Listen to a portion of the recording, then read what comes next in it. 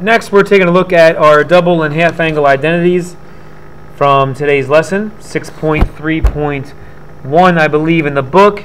However, these are the problems that I'm worried about are the ones on your worksheet that were given to you today in class. So we begin with number 3. Number 3, we have the cosine of 4 pi over 3. Cosine 4 pi over 3. I realize 4 pi over 3 is already on your unit circle, so you don't necessarily have to use a half or a double angle identity to get this. Alright, but we're going to anyway. And we're going to use a double angle. We're going to take the cosine of 2 times 2 pi over 3. Alright, now you would need to know what the double angle formula for cosine is in order to be able to do this. And we're going to have cosine squared of theta minus sine squared of theta.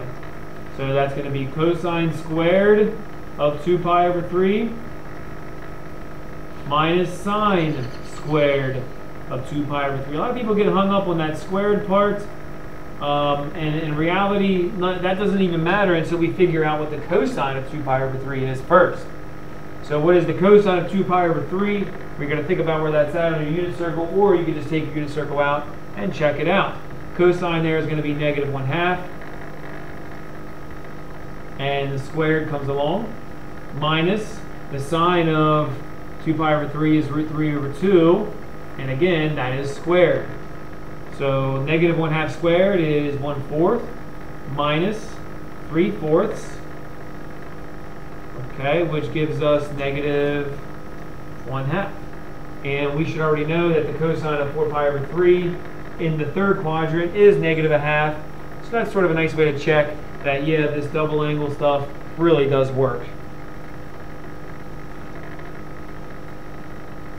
Next, I'm taking a look at number 4, which is the sine of 5 pi over 3. And I'd like to do a double angle formula for that. Well, I got to think about this. What angle can I double to get 5 pi over 3? Is that possible? Any takers? Hopefully you said 5 pi over 6. So the sine of 2 times 5 pi over 6 will give me 5 pi over 3. Now the shortcut there, gang, is just think about what is 5 pi over 3 times 1/2. Go the opposite direction, see what you get. Okay, you're going to get 5 pi over 6. So obviously then 5 pi over 6 times 2, doing the reciprocal there, would give us what we want. Alright, so now this is the double formula for sine, which is 2 times the sine of the angle, 5 pi over 6, times the cosine of the angle, 5 pi over 6. So we have 2, the sine of 5 pi over 6 is 1/2. The cosine of 5 pi over 6 is 3 over 2, negative. So I multiply across, 2 times 1 times negative root 3 is negative 2 root 3.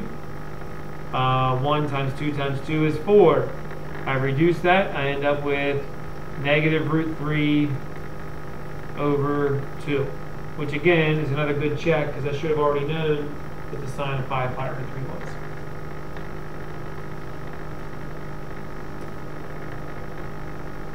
Next I have number 6, and there I'm looking at the sine of 165 degrees. It's telling me to use a half angle identity. So what angle do I have to divide in half to get 165? Well, the quick and easy way to figure that out. So I'm looking for sine of 165. So what angle times 2 is going to allow me to do that angle divided by 2 to get my half angle identity. Alright. So I'm looking at the sine of 330 over 2. So what is the half angle identity for sine?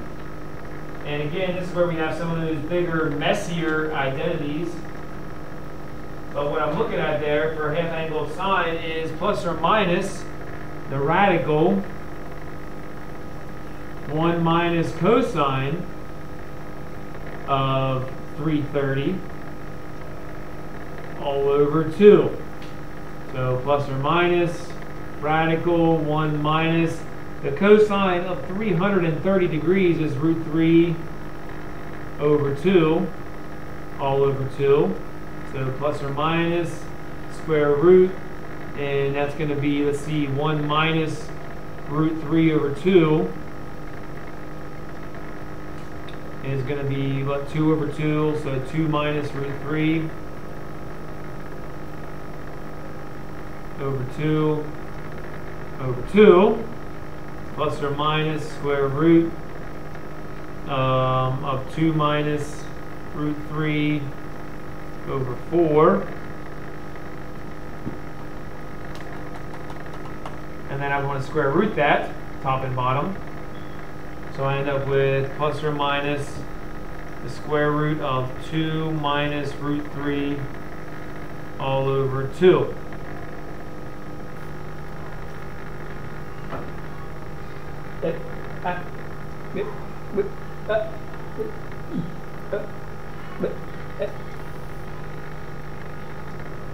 Looking at 15, we have the sine of theta equals negative 7/25. Theta is between 270 and 360. So that means we're in the fourth quadrant. Sine, so that's negative 7/25, which means the x-side is 24. That's a Pythagorean triple.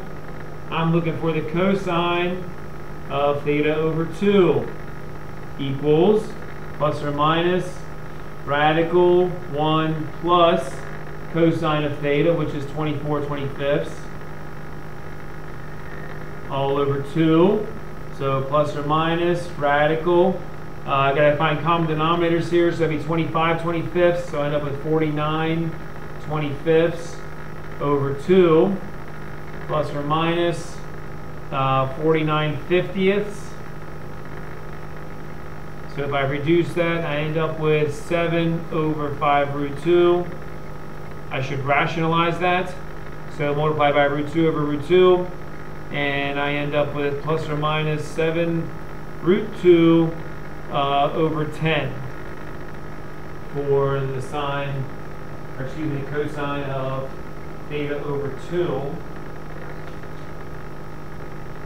Next I have number 16. Taking a look at 16 then, we have cosine of theta equals 1/3. Theta is between 0 and 90. So now we're quadrant 1. Cosine is 1 over 3. So let's see here. That means this side is going to be root 2. That's the Pythagorean theorem. Root 7, sorry. Root 8. More. Rewind.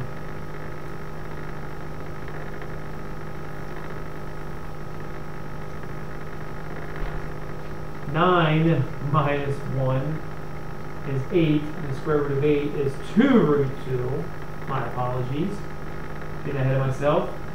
So I'm looking for the sine of 2 theta then. So sine of 2 theta is going to equal 2 sine theta cosine theta. So that's going to be 2 sine of theta is 2 root 2 over 3. Cosine of theta is 1/3. So that gives me 4 root 2 over 3 times 3 is 9.